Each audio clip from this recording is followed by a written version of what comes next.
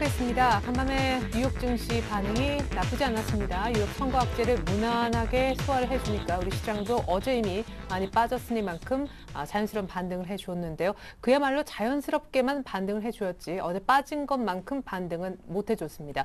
외국인들의 매도가 오늘까지 계속되면서 5일 연속 외국인들의 순매도 규모가 1조를 넘어서는 날이었기 때문인데요. 그러나 코스닥의 오늘 상승률은 상당히 좀 있었던 것 같습니다. 삼성전자발 무선 충전 바람이 불면서 기관이 삼성전자 밴더 종목 중심으로 강력한 매수를 보여줬기 때문입니다. 490선도 찾은 것 같은데요. 정확한 종가 외환시장까지 먼저 챙겨보고 돌아오겠습니다. 강동석 아나운서. 네, 시황센터의 강동석입니다. 5월 8일 어버이날 마감장 저와 함께 살펴보시겠습니다. 네, 코스피는 반등에 성공했으나 오전의 상승폭은 이어가지 못했습니다. 마감장은 9.56포인트 상승한 1966선에서 거래 마쳤습니다. 오후가 될수록 1965선에서 횡보하더니 결국에는 1965선에서 거래 마감했습니다. 수급을 살펴보시구만 외국인도 어제만큼은 아니지만 장 막판로 갈수록 매도폭을 키우면서 2천억 원 가까이 키웠습니다. 2,400억 원 정도 순매도 보였고 기관은 500억 원 정도 순매수 보였습니다. 코스닥 시장은 코스피보다는 강했습니다. 1.5포인트 상승하면서 494선에서 거래 마감했습니다.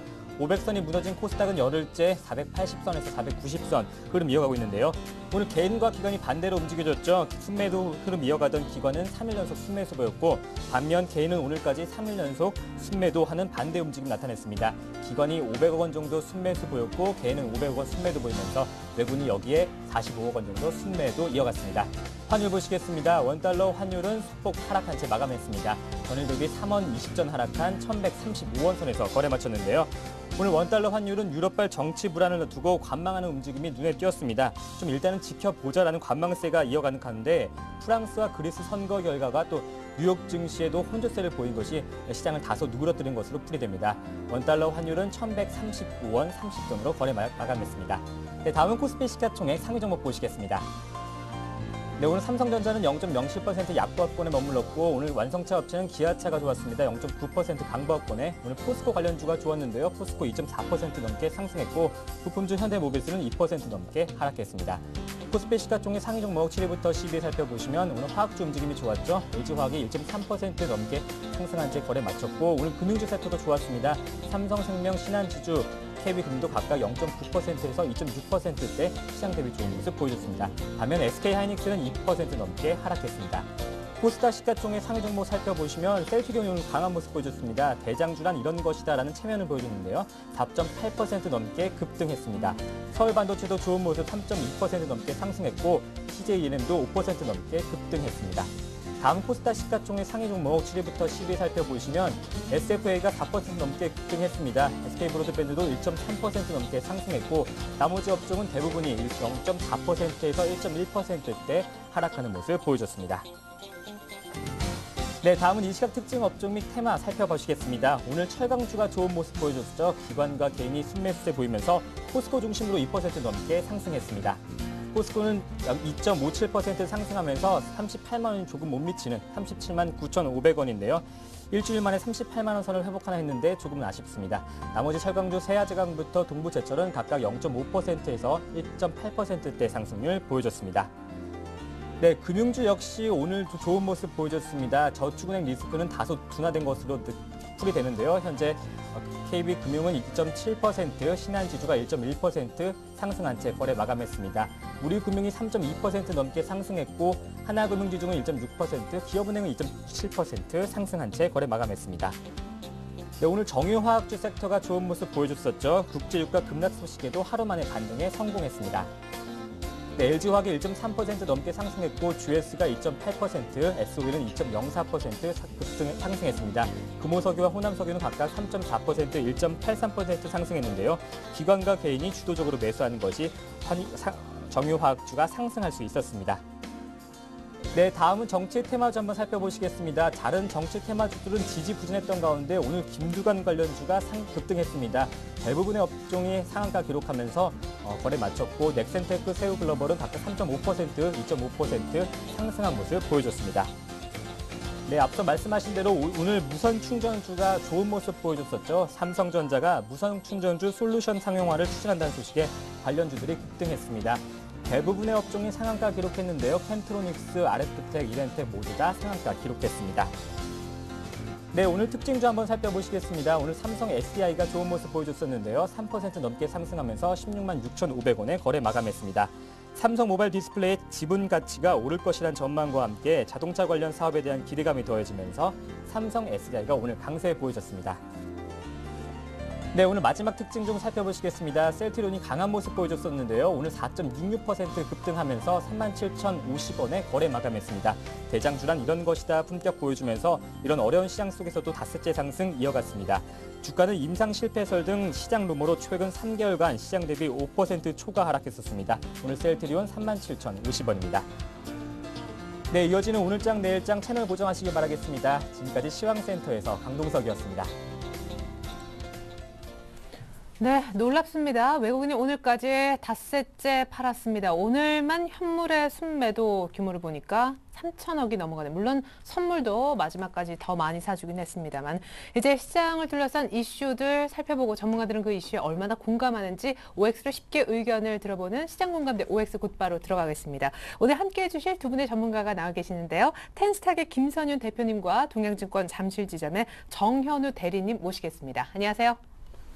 네, 안녕하세요. 네, 정윤 대리님 안녕하세요. 예, 안녕하십니까. 네, 자, 시장 이슈 어떤 것들이 있는지 먼저 이슈부터 확인해보고 올까요? 자, 시장 이슈 크게 5가지나 됩니다. 첫 번째, 유럽 선거, 스페인 구제금융, 가치제 겹쳤죠? 유로존 위기 악화되는지. 두 번째, 멈추지 않는 외국인의 순매도 앞으로 더 빠진다. 세 번째, 코스피 2,000포인트 안착, 2분기까지도 힘들다. 마지막으로 삼성전자 추가 하락 여부, 그리고 오늘 급등한 무선 충전주 관련해서 지금 매수해도 되는지 여부까지 알아보도록 하겠습니다. 네, 프랑스 대선 그리고 그리스 총선 어느 정도 넘긴 것 같은 시점에서 스페인의 구제금융 관련 얘기 배드뱅크가 다시 한번 부각이 됐습니다. 유럽 위기 다시 한번 악화되는지 이 부분 한번 알아보도록 하겠습니다. 제가 이슈 읽으면 OX판 들어주시면 좋겠습니다. 유럽 선거, 스페인 구제금융, 유로존 위기 악화되나? 자, 악화되지 않는다, 악화되지 않는다. 예, 두 분 다 좀 긍정적인 뷰 보여주셨는데 정윤우 대리님, 스페인의 뭐 방키아 거기 공적자금 들어간다는 얘기까지 맞습니다. 나왔습니다. 그만큼 어렵다는 얘기 아닐까요? 일단 뭐 스페인 얘기가 먼저 나왔지만은 네. 스페인이 500억 지금 유로를 원래 은행이 지금 확충을 해야 되는데 네, 이게 충당금으로. 지금 유로가 유로 은행 자체가 자체적으로는 충당이 불가능한 상태이기 때문에 이제 공적 자금이 들어가는 거고요. 네. 제가 볼 때는 그보다 중요한 거는 지금 그리스 문제입니다. 원래 이제 제1당인 신민주당이 지금 연립정부 설립에다가 실패를 했고 지금 제2당에 들어가게 됐습니다. 근데 네. 지금 유럽 신재정협약 자체가 민주당이 다 만들어 놓은 거였고 지금 제2당의 대표 자체가 지금 38살의 굉장히 젊은 정치인이고 네. 이 사람은 이제 넥타이도 안 매고 오토바이를 타고 출퇴근할 만큼 굉장히 개혁적인 사람입니다. 예. 이 사람이 지금 자국의 돈을 외국인 투자자들한테 빚을 갚는 데 쓸 것이 아니라 지금 일단 우리부터 살려야 된다. 이런 식으로 지금 얘기를 하고 있는데 이런 식은 이제 포퓰리즘에 입각한 어떤 공약들인지 네. 그리스에 진짜 필요한 것들은 아니거든요. 그렇죠. 2차 구제금융을 받을 때 약속을 했잖아요. 긴축을 그럼요. 하기로. 네. 예. 거기다가 이제 7월이면은 또 트로이카 실사가 나올 건데 그렇죠. 지금 그리스가 이런 식으로 넘어가다 보면은 실사조차 나올 수 없는 상황이고요. 그렇게 되다 보면은 뭐 독일이든 영국이든 IMF든 지금 그리스가 넘어가는 정치 상황을 좋게 보지는 않을 겁니다. 그렇게 보게 되면 이제 문제가 뭐가 되냐면은 어제 그리스 유로존 장이 열렸을 때 그리스 문제가 이미 터졌고요. 네. 이때 스페인, 독일 이런 국가들은 2% 이상 빠졌다가 올라왔어요. 지금 스페인이 은행을 공적 자금을 보충한다는 얘기가 올라왔고요. 네. 근데 그리스는 7% 가까이 빠져 있다가 6.7%까지 되돌리는데 머물렀습니다. 그러니까 예. 0.3%밖에 못 머무르는 거죠. 네. 그러면 이제 여기서 알아야 될 거는 유로존 그룹 안에서 그리스의 탈퇴가 거의 기정사실화돼 있다. 거기다가 어제 시티그룹이 75% 이상 지금 그리스가 탈퇴할 걸로 보고 있기 때문에 예. 그리스 문제는 유로존의 당분간은 큰 악재가 되지 않을 거다. 물론 탈퇴가 되면 이제 포르투갈이랑 아일랜드 쪽으로는 문제가 생길 수 있지만 당분간은 그리스 문제는 유로존과 약간 별개로 생각할 필요가 있고요. 그다음에 스페인이 아까 얘기했던 반등이 나왔던 부분, 공적 자금 확충 부분은 분명한 호재로 볼 수 있을 것 같습니다. 예, 스페인은 오히려 공적 자금 은행권에 들어간 게 호재이고 그리스는 이제 그리스 나름대로 해결할 거고 다들 마음의 준비를 그리스에 대해서는 하고 있다라는 의견 주셨습니다. 우리 김선현 대표님은 어떻게 보십니까? 네, 저도 뭐 일단 같은 의견으로 보는데 네. 일단은 뭐 그리스 문제가 솔직히 지금 제일 중요한 입장입니다. 그래서 그리스 쪽이 지금 신민단 쪽에서 과반수 쪽을 실패하면서 아무래도 긴축 반대에 대한 의견 쪽으로 정책이 쏠리기 때문에 그 이슈로 인해서 당분간 좀 그리스 문제가 유럽에서 제보될 것 같습니다. 그래서 또 하나 이제 조만간 이슈가 될 게 한번 제가 짚어드리자면은 또 그리스의 유로존 탈퇴 가능성에 대한 부분을 좀 염두에 두셔야 될 것 같은데 아무래도 이 이슈로 인해서 유럽에서 요구했던 유럽 정책 측면에서 요구했던 측면을 일단 거부를 하고 나섰기 때문에 아무래도 유럽 쪽에서 유럽 연합에서는 그리스 탈퇴 얘기가 한번 나올 것 같습니다. 그래서 그 이슈로 인해서 다시 한번 시장이 조금은 그래도 안정적인 측면으로 가지 않을까라고 좀 판단하고 있습니다. 네.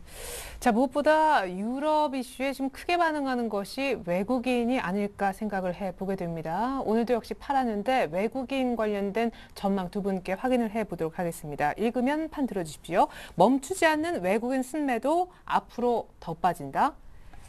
자, 앞으로 더 빠지지 않는다. 앞으로 더 빠지지 않는다. 먼저 역시 두 분 같은 의견이시고 또 긍정적인 뷰이신 것 같은데 김선현 대표님. 네. 외국인이 저는 막판이라도 오늘 조금은 거두어 줄 줄 알았거든요. 근데 그렇지가 않네요. 네, 오늘도 보니까 지금 3,024억을 지금 순매도를 했습니다. 그래서 어제 같은 경우는 6개월 만에 최대치의 매도세를 보였었는데 4,425억 매도하면서 보였었는데 오늘 또다시 거의 3,000억 이상 매도했습니다.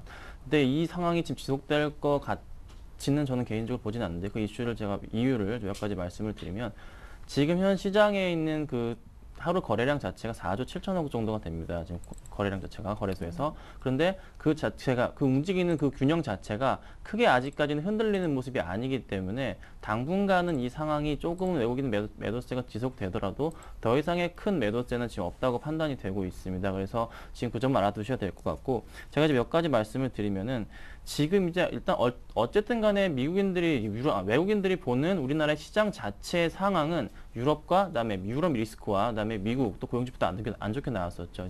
또 미국의 리스크와 그리고 또 하나 중국의 시장 가능성, 중국이 있잖아 정책적인 측면 변화 가능성을 보는 건데 일단은 시장 자체가 유럽 쪽에 프랑스 대선 쪽에 이제 올랑드 대통령 선출이 되면서 그에 관한 리스크라고 좀 판단이 되는데 리스크와 그리고 또 하나 그리스의 이제 긴축 반대에 대한 리스크 그리고 또 스페인 쪽에서는 또 어느 정도 그래도 뭐 공적 자금 투입이 되면서 조금 양호한 흐름을 보이긴 했지만은 미국 지표 자체가 또 안 좋게 나왔기 때문에 가장 중요한 거 일단은 악재적인 측면이 많이 발생을 했습니다. 그래서 가장 중요한 중국 쪽을 봐야 되는데 중국은 또 아직 대안을 내놓고 있지 않는 상황이기 때문에 네. 당연히 외국인들이 빠져나갈 수밖에 지금 없는 구도가 되어버렸습니다. 살 수가 없다 지금 분위기가. 네, 그렇습니다. 예. 그래서 당연히 외국인들이 빠져나가는 거고 하지만 이게 코스피 1950이나 1930, 1950 정도 사이까지는 당분간 좀 지속되겠지만은 큰 폭의 매도세는 더 이상 안 나올 것이라고 판단이 됩니다. 1930이나 40선이 깨져버리면은 지지선 자체가 무너지기 때문에 기관들이 특히 연기금을 중심으로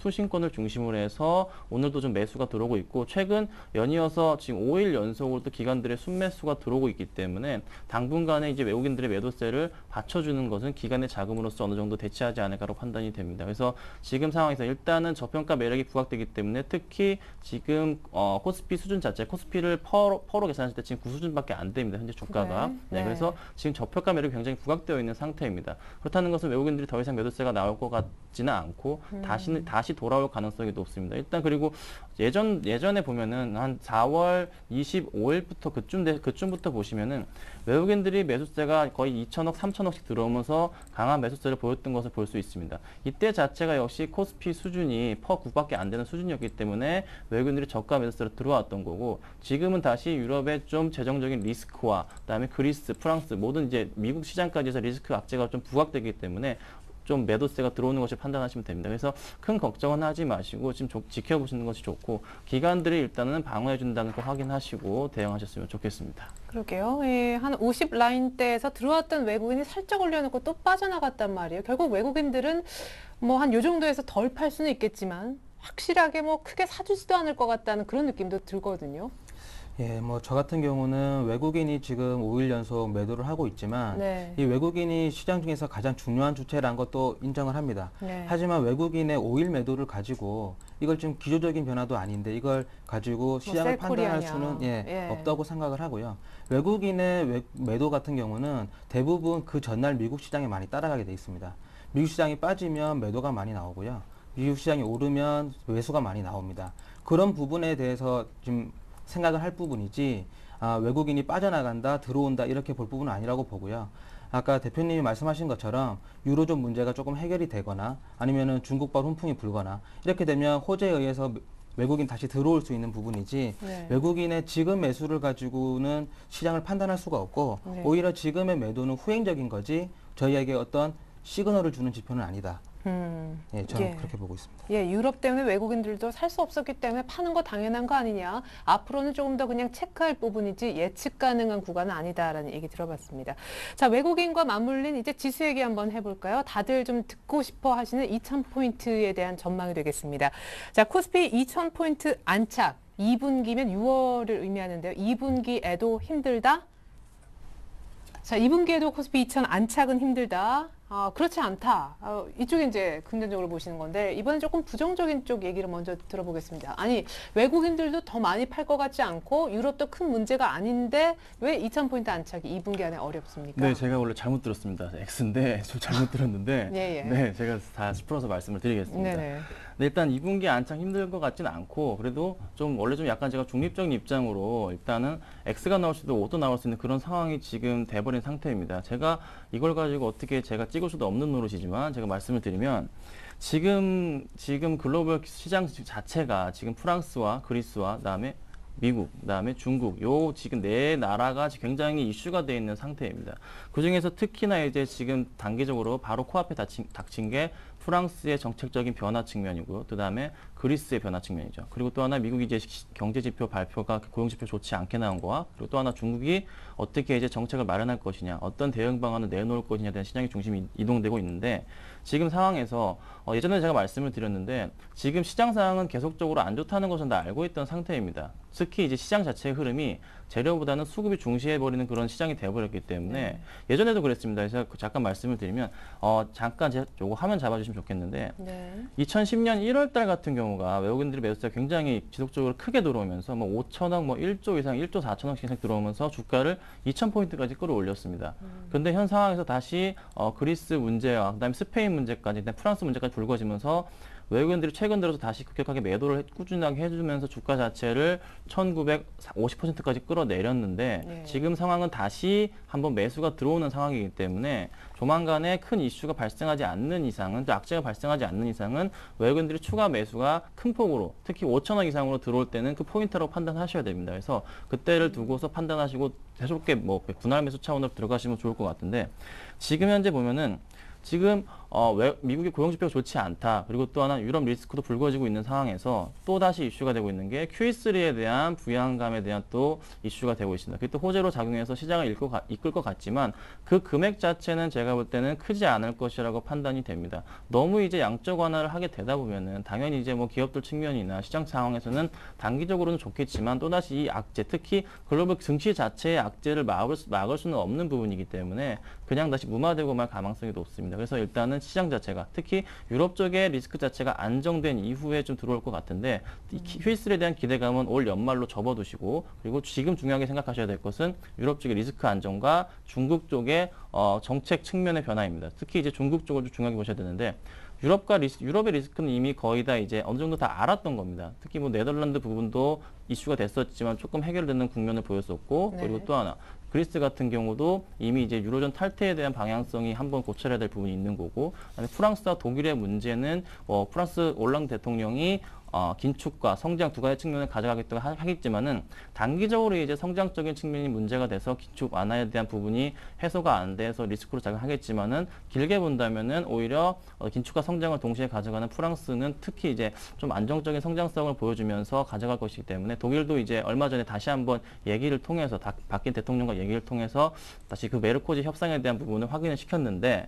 지금 다시 그 이슈에 대해서 다시 한번 뭐 굳이 프랑스와 독일 쪽 특히 유럽 쪽 리스크를 꺼낼 이유는 수는 없다고 판단이 됩니다. 그렇다면 이제 2분기 안에 꼭 6월 달 안에 과연 이 성장률 2,000포인트 다시 올라갈 것이라는 판단을 말씀드려야 되는데 지금 이제 저희는 유럽 리스크에 대한 이슈를 다 알고 있습니다. 확실히 다 알고 있는 상황이고 당연히 이제 미국 쪽도 알고 있고 미국은 너무나 잘 알고 있죠. 그러면은 조만간 이제 유럽이 이제 국경이 끝나고 나서 중국 쪽이죠. 중국이 국경이 끝나고 나서 새로운 이슈를 곧 내놓을 시기가 다가옵니다. 특히 중국 쪽의 경제 지표 발표가 또 코앞에 다가왔기 때문에 좀 굉장히 좀 양호한 흐름, 특히 중국의 PMI 지수도 굉장히 좋은 흐름 보여줬었는데 네. 이번에도 마찬가지로 이번 중국과 관련된 경제 관련된 지표들이 좀 좋게 나올 것이라고 판단이 되고 있습니다. 그래서 그 이슈를 토대로 2,000포인트를 도달할 가능성이 높기 때문에 2분기 안에는 크게 한번 2,000포인트 다시 한번 안착하지 않을까라고 판단이 됩니다. 네, 유럽은 이제 선거 관련해서 긴축에 반대 목소리가 나오고 있고 사실은 미국과 말씀해 주셨던 중국은 뭐 지표하고 상관없이 경기 부양이 이슈이지 않습니까? 예. 예. 일단은 지금 뭐 유로존 문제, 중국발이 지금 모멘텀이 좀 약화가 되고 이런 문제들이 있는데 지금 기본으로 돌아가야 됩니다. 지금 시장 자체가 미국은 이제 달러를 풀었고 일본 네. 같은 경우에도 엔화를 풀었고요. 네. 유럽 같은 경우에도 지금 뭐 은행에서 풀든지 정부에서 풀든지 중앙은행에서 풀든지 계속 돈을 풀고 있고요. 이 지금 글로벌리하게 양적 완화가 진행되고 있다는 것이 가장 큰 흐름이고요. 네. 지금 화폐를 많이 찍어나게 되면은 기본적으로 실물 가치가 올라갈 수밖에 없습니다. 그렇기 때문에 지금 시장은 어떤 모멘텀이 필요한 것이 아니라 화폐 가치가 떨어짐으로 인한 반대 급부로 실물 가치가 올라가는 시장이기 때문에 네. 지금 시장에서 가장 필요한 거는 또 돈을 더 한 번 더 푸는 겁니다. 어. 저는 그래서 개인적으로는 연준 같은 경우에 예전에 앨런 그리스펀도 그렇고 지금 버냉키도 그렇지만 이 사람들이 암시를 굉장히 좋아합니다. 어떤 이벤트를 벌이기 전에 네. 앞에 암시를 넌지시 주거든요. 네. 지금 버냉키 같은 경우에는 저번 주에 어떤 연설에서 이런 얘기를 했습니다. 고용 지표가 상승폭이 더뎌지면은 적극적으로 양적 완화를 실시하겠다라고 발표를 했었거든요.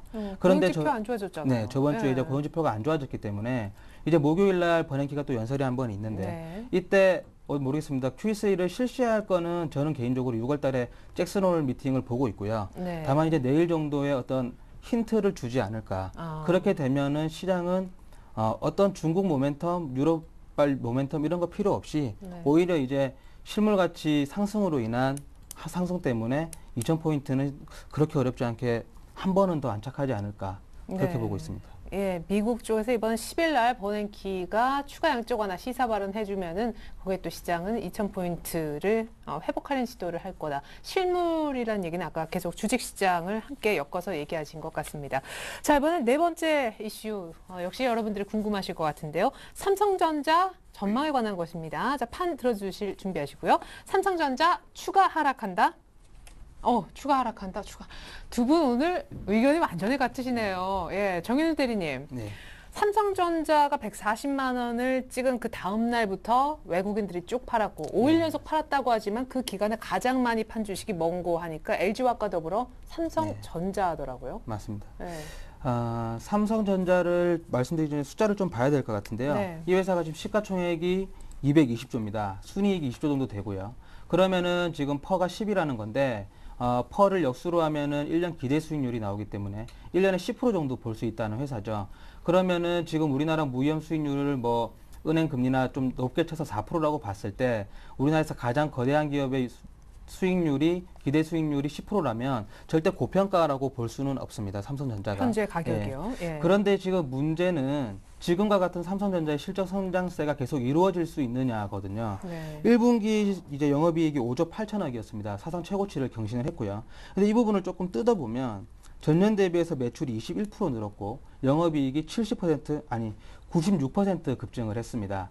근데 이 영업이익 급증의 70%가 모바일 기기에서 나왔습니다. 근데 모바일 기기가 또 문제가 뭐냐면 작년에서 매출 증가율은 10%밖에 되지 않는데 영업이익 개선은 70%입니다. 이 이유가 뭐냐면 매출은 크게 늘지 않았는데 마진을 높여서 영업이익을 늘린 거거든요. 개당 비싸게 그렇죠. 파는. 예. 네. 근데 이런 방식은 하이엔드, 그러니까 고부가가치 산업에서 끝에 있을 때, 그러니까 성장이 끝까지 올라갔을 때 흔히 나타나는 현상이고요. 아, 그리고 저희가 지금 뭐 여러 가지로 느끼겠지만 좀 있으면은 베가 레이서가 나오고 지금 LG 옵티머스 2가 나오는데 이런 사양들이 지금 삼성전자 갤럭시 3를 조금씩 압도하고 있습니다. 그러면 갤럭시 3가 지금처럼 잘 팔릴 수 있을까에 대한 의문이 필요하고요. 이 부분에 대한 숫자가 이미 어느 정도 나와 있는데 지금 3, 4월 무역 수지가 거의 2년 6개월 만에 처음으로 감소세를 보이고 있습니다. 근데 이 감소세를 나타내는 주인공이 누구냐? 이게 지금 무선 통신기기입니다. 그 다음에 반도체, 그 다음에 TV입니다. 이게 전부 다 삼성전자의 주력 상품들이거든요. 그렇기 네. 때문에 삼성전자는 1분기까지 너무나 좋았지만 예. 2분기는 예상보다 좋지 않을 것이다. 제가 이제 저번 주에도 얘기를 했지만 주식시장은 예상보다 좋거나 예상보다 나빠야 합니다. 근데 삼성전자는 지금 예상이 너무 높기 때문에 예상보다 낮은 실적을 2분기에 나타낼 가능성이 굉장히 크다. 예. 그렇게 보면은 지금보다는 가격이 좀 더 떨어질 것 같습니다. 예, 좋습니다. 그러면 갖고 계신 분들은 약간 현금화. 제가 볼 때는 삼성전자는 좋은 기업이죠. 네. 그렇지만 좋은 주식은 아니라고 보고요. 네. 가격만 맞다면 매도하시는 게 더 좋은 주식을 살 수 있는 기회라고 봅니다. 네, 결론이 뭐 명확하시네요. 김찬훈 대표님은 어때요? 2분기 실적에 대해서 약간은 1분기 혹은 눈높이에 못 채울 거다라는 이유였는데. 네네. 근데 일단 뭐 실적 자체 1분기 굉장히 좋게 나왔고, 이제 뭐 앞으로 계속 삼성전자에 대한 실적은 뭐 그냥 계속 좋을 것으로 판단은 되겠지만은 그 기대치보다는 2분기 실적이 좀 못 미치지 않을까라고 네네. 판단은 들어요. 그래서 왜냐하면은 1분기 실적 자체가 워낙에 좋게 나가고 말씀 잘 해주셨는데 이미 기대치 1분기 실적이 너무 좋게 잡혀버리면은 2분기에는 조금 저조한 측면을 보이는 게 보통 일입니다. 그래서 갤럭시 S3에 대한 이제 판매량을 좀 봐야 되는데 지금 현재 이제 갤럭시 S3에 대한 선주 문건 한 500만 대가 이미 돌파한 상태입니다. 그런데 언제까지 이렇게 팔 수가 있느냐입니다. 문제는 이제 LG 쪽에서 좀 반격을 해오고 있다는 건데 LG뿐만이 아니고 또 여러 다른 회사들이 반격을 해오고 있는데 특히 이제 LG 쪽에서 삼성전자 같이 지금 현재 새롭게 또 싸우고 있는 게 있습니다. 특히 갤럭시 S3와 그다음에 옵티머스 LT2에 또 이쪽 무선 충전 관련해서 또 신 기술을 또 심어 넣어서 제품을 발매를 하게 되는데 이거와 관련해서 과연 어떻게 이슈가 될지 좀 주목해 봐야 될 필요가 있을 것 같습니다. 그리고 지금 현재 외국인들이 삼성전자 같은 경우를 4일 연속 일단 순매도가 이어져 가고 있는데 지금 차트를 보면서 말씀을 좀 드리면은 네.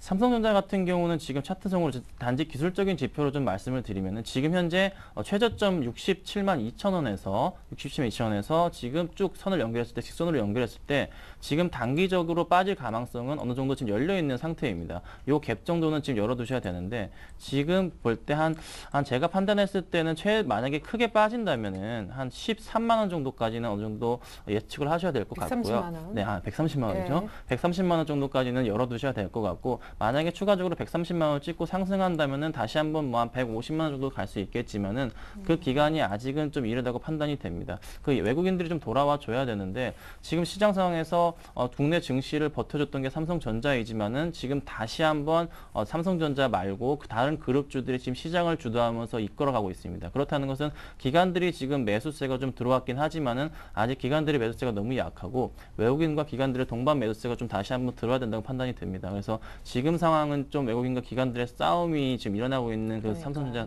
싸움이기 때문에 외국인들이 돌아오는 상황과 기관들의 수급 보시면서 좀 판단을 하셔야 되지 않을까 판단됩니다. 일단 단기적으로는 한 130만 원까지 밀릴 텐데 거기서 재반등하는지가 또한 체크 포인트가 될 것 같습니다. 자, 삼성전자에 대한 두 분의 일단 단기적으로든 중기적으로든 추가 하락 전망을 들어봤는데 대안주로서 오늘 많이 거론된 마지막 이슈를 좀 점검을 해보죠. 무선 충전주 급등, 지금 매수해도 좋을까요? 네, 지금 매수하면 안 된다. 지금 매수하면 안 된다. 김찬훈 대표님, 오늘 삼성전자는 비싸지만 네. 그에 대한 밴더. 오늘 또 삼성전자가 주축으로 해서 무선 네, 충전 네. 테마를 나왔잖아요. 네, 그래서 삼성전자가 이제 퀄컴과 같이 해서 그 무선 충전 기술에 대한 표준을 만든다고 합니다. 네. 총 한 굉장히 많은 회사들이 연결이 되어 있는데 지금 이제 삼성과 퀄컴이 공동으로 해서 거의 그 두 개 가장 큰 회사죠. 공동으로 해서 나가게 되고 지금 추가적으로 이제 LG 쪽에서도 한번 싸움을 붙이려고 LG 쪽에서도 옵티머스 LT2에다가 그 기술력을 탑재를 했습니다. 그래서 네. 제품이 두 개가 나가게 되는데 과연 누가 이기냐는 거에 대한 싸움보다는 지금 현재 상황에서는 LG에 대한 그 이슈보다 삼성전자에 대한 이슈가 부각이 됐기 때문에 오늘 그와 관련된 주가들이 큰 폭으로 다 상승을 했습니다. 그래서 뭐 무선 충전주 관련해서 뭐 와이즈 파워나 캠트로닉스, 뭐 RF텍, 이렌텍 같은 종목들이 오늘 다 상한가를 갔는데 그와 관련 더불어서 갤럭시 S3 관련된 종목들이 또 큰 폭으로 많이 올랐습니다. 그런데 그 무선 충전 방식에 대한 거를 깔고 가기 전에 그 밑바탕에 있는 것은 갤럭시 S3에 대한 핸드폰에 대한 부품주들과 그와 관련된 종목들입니다.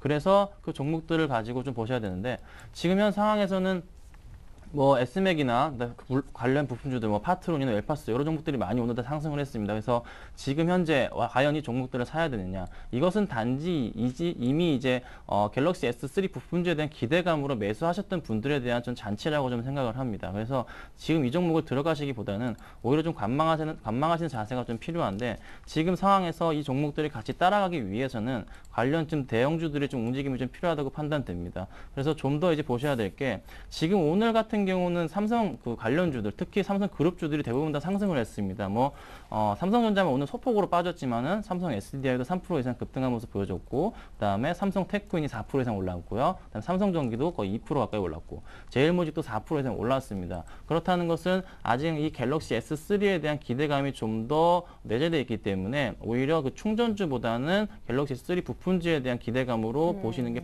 맞다고 좀 판단이 됩니다. 그래서 너무 이쪽 충전주 위주의 매수를 하시는 것 좀 바람직하지 않다고 판단이 되고, 오히려 추격 매수를 만약에 하시고 싶다면은 갤럭시 S3 부품주 중심으로 좀 매수를 하시는 게 맞다고 보여집니다. 요즘 다시 한번 코스닥 종목들이 지금 살아나고 있는 이유가, 오늘 시장에서 코스닥 종목들이 코스닥이 1.5% 이상 올랐는데, 이 종목 코스닥 그 수치를 끌어올렸던 게 바로 갤럭시 S 관련주들입니다, 오늘. 그래서 중요하게 보셔야 될 게, 아직 안 오는 종목들이 많이 있습니다. 그래서 만약에 추격 매수 하시겠다면은 갤럭시 3 부품주 쪽으로 가시는 게 맞다고 보여지고요. 오히려 쪽 LG 관련 부품주들은 좀 큰 폭으로 오르지 않은 모습입니다. 그래서 LG전자 같은 경우나 LG 디스플레이 같은 경우가 오히려 좀 소폭 상승하는 모습, 상승은 했지만 오히려 그냥 분위기 따라 올라갔던 것으로 판단이 되기 때문에 이쪽 종목보다는 삼성전자 관련된 갤럭시 S3 부품주들로 그냥 매수하시는 게 좀 맞다고 판단됩니다. 네, 초점이 거기가 아니다라는 얘기였어요. 무선 충전보다 아직은 갤럭시 S3 관련된 테마가 낫다. 어떤 이유에서 X 드셨나요? 네, 저도 거의 동일한 생각이고요. 갤럭시 1, 갤럭시 2 나오는 동안 갤럭시 부품주들이 얼마나 올랐는지 지금 생각을 한번 해볼 때인 것 같고요. 오히려 삼성전자가 많이 올랐죠. 아직 시장은 대형주 위주의 시장이지 소형주 위주의 시장 자체도 아닙니다. 그리고 지금 상한가가 간 종목들을 따라잡기도 힘든 상황이고요. 네. 아직은 낙폭이 좀 과대한 대형주를 잡거나, 아니면 아까 뭐 저희가 얘기를 나눴던 삼성전자에 대해서 고민을 할 때지 이런 부품주에 대해서 고민할 때는 아니라고 봅니다. 예, 알겠습니다. 이렇게 해서 유럽부터 삼성전자 관련 벤더들 전망까지 두 분과 함께 시장 공감대 알아봤습니다.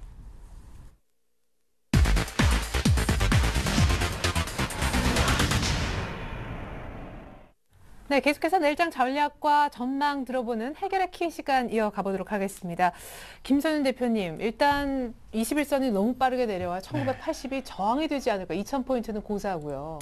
그렇습니다. 지금 코스피 지수 자체가 오늘 뭐 소폭 오르긴 했지만은 지금 121선 선을 지금 왔다 갔다 무너뜨릴 것 같은 느낌이 좀 들긴 합니다. 예. 네, 굉장히 좀 불안하실 텐데, 지금 몇 가지 좀 대응 방안을 좀 말씀을 드리면은, 지금 또 내일은 어떤 장이 어떻게 열릴까라고 판단을 드리면 거의 이제 오늘과 비슷하지 않은 모습을 보일까라고 좀 개인적으로 좀 보고 있습니다. 그래서 밴드 한 1960에서 1970이나 1980 정도 사이를 예상하고 있는데, 지금 이제 아직 남아있는 게, 지금 프랑스에 대해서는 어느 정도 해결이 됐습니다. 하지만 아직 남아있는 게 그리스에 대한 문제가 아직 확실하게 해결이 안 되는 상태입니다. 이제 그리스가 유로존을 탈퇴할 것이냐, 아니면은 다시 한번 정책적인 측면 변화를 통해서 긴축에 대한 부분을 해결을 할 것이냐에 대한 부분이 있기 때문에 그 점을 좀 참고하시고 가야 될 것 같고, 그리고 또 하나 이제 외국인들이 다시 한번 좀 수급이 돌아올 때도 됐다고 좀 판단이 됩니다. 그래서 외국인들이 수급이 과연 어떻게 움직이는지, 더 이상 이제 뭐 오늘같이 3천억 이상의 매도세는 나올 것 같지 않기 때문에 오히려 좀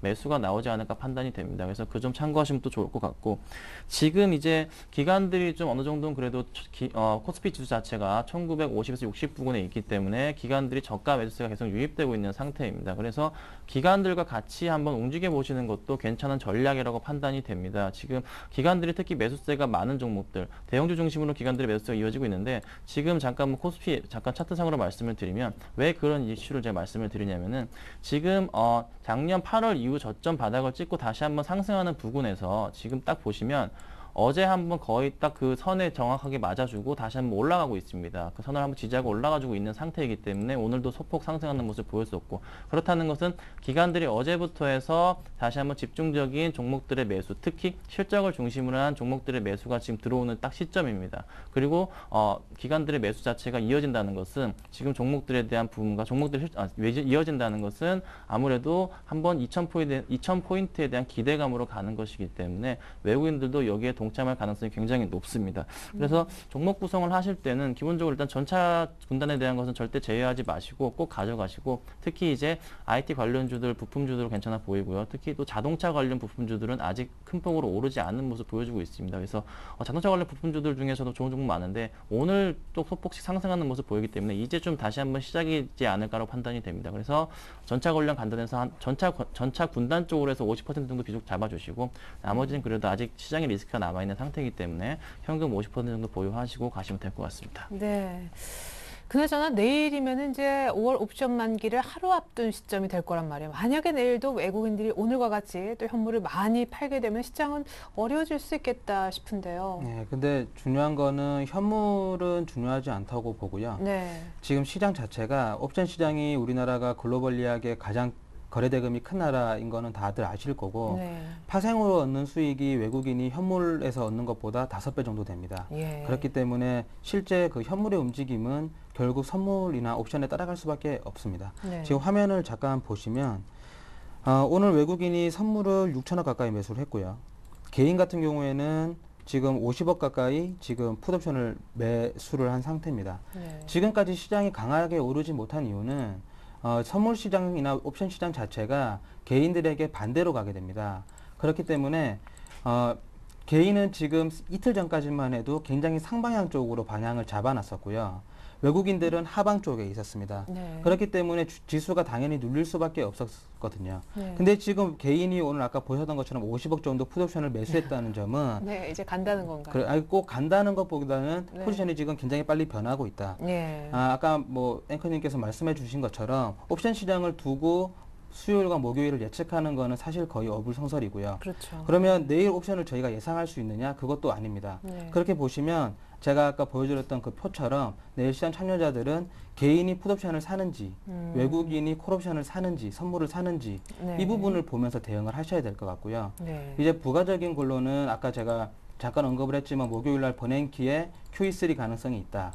그 다음에 금요일 날 중국이 CPI 지수 발표가 있습니다. 네. 이 CPI 지수가 지금 예상시가 3.5%인데 3.5%보다 만약에 낮게 나온다면 중국은 물가 상승 압력이 그만큼 줄어들기 때문에 지준율 인하 가능성이 더 커지게 됩니다.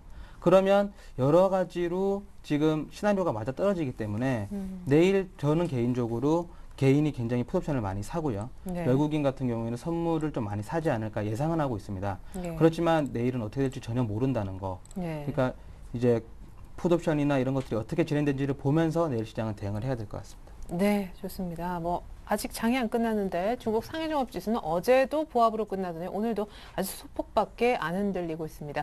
여의도 쪽의 전략은 어떨까요? 오늘은 삼성증권을 한번 가보겠습니다. 박승진 선임연구원 불러볼까요? 안녕하세요. 네, 안녕하십니까? 네, 나흘 만에 반등해서 1960은 찾았는데 내일 외국인이 또 팔아서 하루 만에 반등세가 멈춰질까 그것도 걱정입니다. 오늘 시장 짧게 정리해 주시고 내일장 전략 세워주시죠, 미리. 예, 일단 브레이크 걸렸습니다. 어제 32포인트가량 하락했지만은 일단 3일 만에 좀 반등하는데 성공하면서 1960선 좀 넘어서 끝났고요. 일단 메르켈 총리와 그 올랑드 대통령 일단 긴밀한 정책 조율에 나설 것이다 이런 식으로 좀 밝혔고, 또 스페인 총리는 또 문제가 되고 있는 은행권에 공적 자금을 투입할 수도 있다 이렇게 얘기한 것이 일단 좀 반발 매수세를 좀 유발시켰습니다. 지금 말씀하신 것처럼 외국인 오늘 3천억 원가량 또 매도세 이어갔고요. 다만 좀 다른 점은 그 외국인 같은 경우에 지금 오늘 그 5천 개가 가까이 좀 선물을 사들였다는 점이 되겠습니다. 일단은 스탠스 변화가 있을지, 현물 매수세 전환까지 좀 이어질 수 있을지 좀 더 지켜봐야 되겠는데요.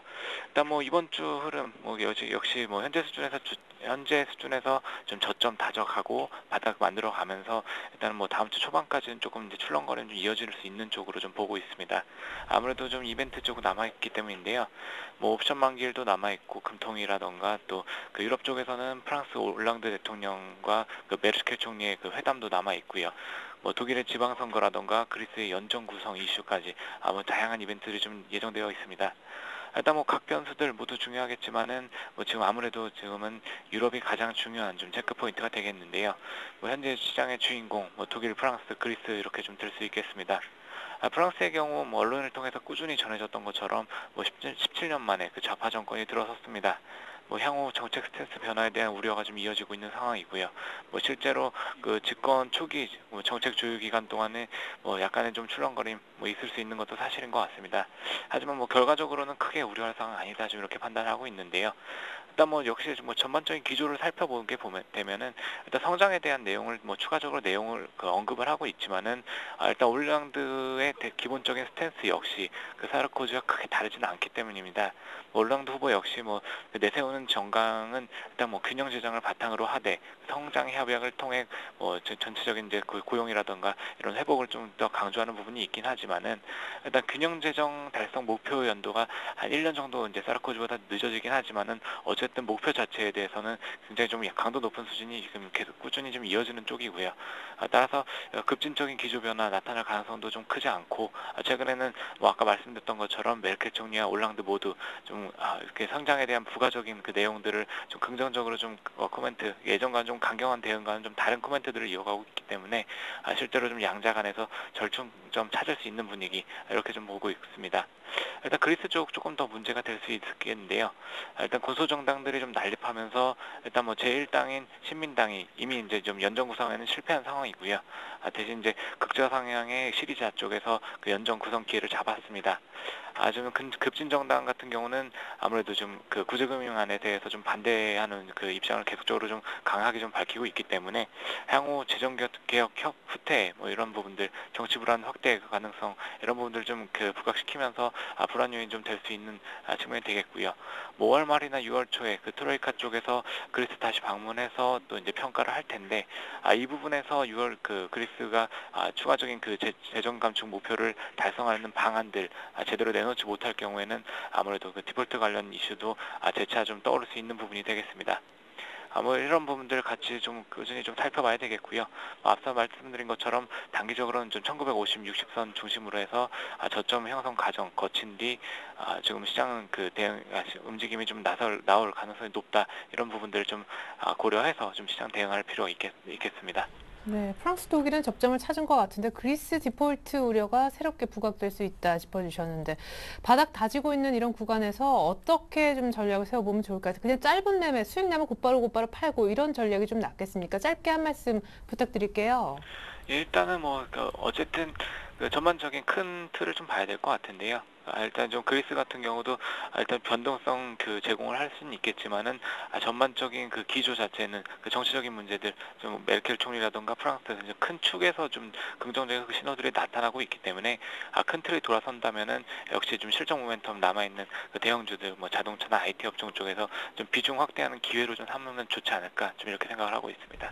네, 잘 들었습니다. 삼성증권 박승진 선임연구원만의 전략 확인했습니다. 도움 말씀 고맙습니다. 예, 감사합니다.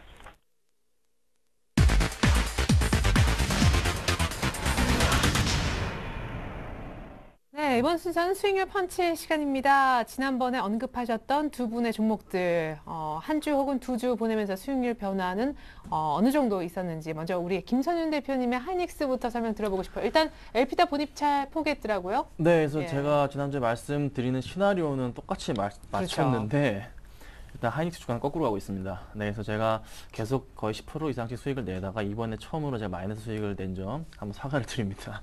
근데 이번에 갖고 오는 거 괜찮으니까 꼭 편입하면 좋겠고, 하이닉스 같은 경우 일단 차트 보면서 제가 잠깐 설명을 드리겠습니다. 일단은 매수 구간이라고 말씀을 드리겠는데 지금 이제 작년 8월부터 이 그래프 자체가 똑같이 생겼습니다. 지금 작년 8월부터 1월까지 그리고 또 올해부터 해서 4월 말까지 해서 그래프가 똑같이 생겼는데 지금 다시 한번 상승 가능성이 좀 보이는 구간이기 때문에 지금은 무조건 매수하셔야 되는 시기라고 판단이 되는데, 만약에 깨진다면은 뭐 한 26,000원도 올 수 있겠지만은 거기까지는 제가 볼 때 안 올 것이 판단이 되고 지금이 어느 정도 바닥권이라고 생각이 됩니다. 그래서 꼭 분할 매수 한 번 더 하셔가지고 수익 거두셨으면 좋겠습니다. 네, 이번에는 정윤우 대리님의 관심 종목이었었던 삼성테크인 오늘도 4% 넘게 7만 원이 아니라 72,000원까지 목표가는 뭐 훌쩍 넘었는데요. 축하드릴게요. 네, 감사합니다. 예, 수급도 너무 좋아졌는데 짧게 네. 좀 AS 부탁드릴게요. 일단 삼성 테크윈을 추천드릴 때 무조건 실적이라고 말씀을 드렸고요. 예상을 깨는 실적이 계속 나와야 됩니다. 근데 그 이유는 제가 그날도 잠깐 언급을 드렸지만 테크윈은 사업 구조가 지저분한 것이 문제였습니다. 너무 다양한 사업 구조를 가지고 있어서 이해하기도 힘들 뿐더러 지금 경기가 IT 제품이 침체가 오면 다 같이 침체가 오는 구간이었는데 지금은 모든 제품군에서 지금 경기가 좋아지고 있기 때문에 삼성 테크윈은 점점 더 빠르게 제가 볼 때는 성장할 가능성이 있습니다. 그렇지만 오늘 지금 제가 가격을 오르는 걸 보니까 제가 아까 말씀드렸지만은 주식시장은 피터 린치가 얘기했던 것처럼 가장 이쁜 미인을 선발하는 대회랑 똑같습니다. 그럼 삼성 테크윈이 여기서도 가장 매력적인 주식이냐고 보면은 테크윈은 더 이상은 아닌 것 같고요. 테크윈이 뭐 여기서 하락을 한다는 게 아니라 저는 개인적으로 만약에 보유를 하셨던 분이면 이 정도 수준에서는 매도를 하시고 더 좋은 종목으로 갈아타시는 게 낫지 않을까 생각을 해봅니다. 네, 목표가 도달하고도 지금 넘긴 종목 삼성테크는 이 정도에서 현금 확보, 이익 실현 사인까지 들어봤습니다. 그렇다면 두 분의 전문가 오늘은 어떤 종목 들고 오셨을까요? 자, 화면에 나오네요. 김선윤 대표님은 갤럭시 S3 수혜준 것 같아요. S맥을. 그리고 정현우 대리님은 LG전자를 준비해 오셨습니다. 자, 김선윤 대표님의 S맥 추천 사유부터 들어볼까요? 네, 오늘 뭐 갤럭시 S하고 이제 LG 옵티머스 LTE하고 싸움인 것 같습니다. 그래서 그렇게 되네요. 예. 네, 갤럭시 S가 더 많이 팔릴 거라 저는 기대를 하고 S맥을 가지고 나왔는데 S맥 일단 뭐 삼성전자 터치펜을 공급하는 업체고 지금 뭐 수급상으로 굉장히 양호하고 차트상으로 굉장히 양호합니다. 그래서 제가 일단은 뭐 기본적인 뭐 PER 부분이나 PER 치중밖에 안 돼 이런 실적분 측면은 너무 확실한 종목이기 때문에 넘어가도록 하고 제가 차트 보면서 좀 말씀을 드리겠습니다. 오늘 많이 올랐네요. 네, 이제 원래 이게 제가 월요일 날 나오기 때문에 어제 이걸 추천드렸어야 됐는데 오늘 추천드리기 위해서 제가 지금 너무나 일단 죄송한 마음은 있지만 일단은 지금도 굉장히 지금 싸기 때문에 제가 당당하게 말씀을 드립니다. 그래서 지금 수급 차트상으로 봤을 때 지금 계속 저점을 높이면서 지금 우상향하는 그래프를 보여주고 있습니다. 그리고 또 하나 지금 120일선을 제외하고는 이평선이 모두 수렴하는 단계이기 때문에 다시 오늘 그 시작점이 아닐까라고 판단이 됩니다. 특히 갤럭시 S3가 부각되고 있는 상태이기 때문에 다시 한번 큰 폭의 상승이 예상되는데 그래서 일단은 매수가 자체는 제가 원래는 한 13,000원 잡았지만은 한 13,200~1300원 정도까지 보시고 매수 들어가시고요. 그리고 네. 단기적으로 이제 가격은 제가 한 14,000원 되게 짧게 보겠습니다. 14,000원 보고 들어가시고 만약에 이제 14,000원 뚫고 올라간다면은 신고가 가능한 15,000원 이상도 가능하다고 판단이 됩니다. 그렇지만은 15,000원 이상에서는 좀 매물대 압박이 있기 때문에 그 점 판단하시고 일단 단기적 가격만 보고 매수하시고 가져가시면 좋을 것 같습니다. 네, 그리고 최근 저점을 손절가로 S맥 설명 한번 들어봤습니다. 한편 LG전자 들고 오신 정현우 대리님 이유는요? 역시 이제 옵티머스2 LTE 때문이고요. 예. 이 회사가 지금 PBR이 9고 굉장히 싸다. 그 다음에 영업이익이 예상치를 상회했다. 이런 부분은 그냥 말씀을 드리고 제가 종목을 고르는 가장 큰 방식은 이겁니다. 예상보다 좋아질 것인가, 예상보다 나빠질 것인가. 지금 LG전자는 예상보다 좋아질 거라고 제가 보는 이유고요. 네. 5월 3일 날 갤럭시 3가 이제 스펙이 발표가 됐습니다. 그 이후에 몇 시간 뒤에 LG가 갑작스럽게 옵티머스 2를 발표를 했습니다. 네. 하지만 아무도 관심을 가지지 않았죠. 옵티머스를 쓰는 분이 안 계시니까.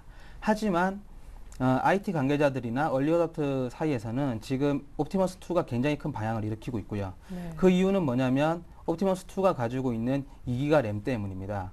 지금 갤럭시 3가 1기가 램으로 론칭이 됩니다. 네. 그런데 지금 LG 옵티머스 2는 오히려 2기가 램으로 나오고요. 네. 아까 뭐 했던 무선 충전이나 이런 거 똑같이 답습이 되고 네. 거기다가 디스플레이 같은 경우에는 삼성전자보다 LG전자가 훨씬 낫다는 평 예전부터 들어왔습니다. 그렇게 보면은 제가 말씀드리는 거는 지금 LTE 옵티머스 2가 갤럭시 S3보다 많이 팔릴 거라는 얘기가 아니고요. 갤럭시 S3는 예상보다 덜 팔릴 것이고 옵티머스 2는 예상보다 훨씬 많이 팔릴 거라는 겁니다. 네. 그렇다면 주식이 반응은 오히려 LG전자에서 반응을 할 거라는 거고요. 네. LG전자는 너무 많이 빠졌습니다. 이유는 딱 하나입니다. 스마트폰에서 전혀 경쟁력이 없었다는 거. 그렇죠. 그렇지만 이번에 제가 볼 때는 거의 신의 한 수고요. 이 2기가 램이 굉장히 방향을 크게 일으키고 갤럭시 S3에 어느 정도 따라갈 수 있는 추격마가 되지 않을까. 그렇게 되면은 LG전자는 제 생각엔 굉장히 빠른 속도로 상승할 수 있다고 봅니다. 네, 가격 설명 들어보죠. 지금 많이 빠진 LG전자 어디까지 와 있죠? 네, 지금 뭐 71,000원인데 예. 저 같은 경우에는 주식을 굉장히 세밀하게 보는 스타일이 아닙니다. 그렇지만 굳이 손절가를 보자면은 7만 원 정도 볼 수 있을 것 같고요. 네. 상승을 하게 되면 저 개인적으로는 10만 원을 보고 있는데 9만 원 정도에서 매도를 하시는 것도 괜찮을 것 같고, 그거 이제 매도는 뭐 시장이 어떻게 LG전자에 대해서 반응을 하느냐에 따라서 있는 거기 때문에 일단은 9만 원을 설정을 해두겠습니다. 네, 좋습니다. LG전자 가격 설명까지 들어봤습니다. 두 분의 공략 종목 이제 완성이 된 것 같아요. 다시 한번 정리를 해봐드리겠습니다. 자, 김선희 대표님은 오늘 갤럭시 S3 관련 수혜주, 스마트폰의 터치 패널하는 공급업체 S맥을, 그리고 정현우 대리님은 LG전자를 갖고 나오셨는데요. 시그널 펀치 대결은 S맥 대 LG전자로 좁혀지게 됐습니다. 가격을 좀 살펴보면요. 자, 김선희 대표님의 S맥, 일단 매수가는 오늘 급등했지만 이평선 수렴하고 있기 때문에 추세 시작일 것이다. 13,000원대 초반 매수 얘기하셨고, 목표가는 일단 1차로 14,000원 정도까지 잡아주셨습니다. 다음으로 정윤 대리님이 갖고 오신 LG전자는요, 많이 빠진 상황인데 시초가 부근 내일 매수 얘기하셨고, 목표가는 10만 원 잡고 싶지만 일단은 9만 원까지만 불러주셨습니다. 옵티머스 LT2 모멘텀 기대한다라는 이유였어요. 네, S맥과 LG전자 결과는 다음 주 시간에 공개됩니다. 두 분 도움 말씀 고맙습니다. 감사합니다. 네, 이상으로 오늘장 내일장 2부도 마칩니다. 전 내일 다시 오겠습니다. 고맙습니다.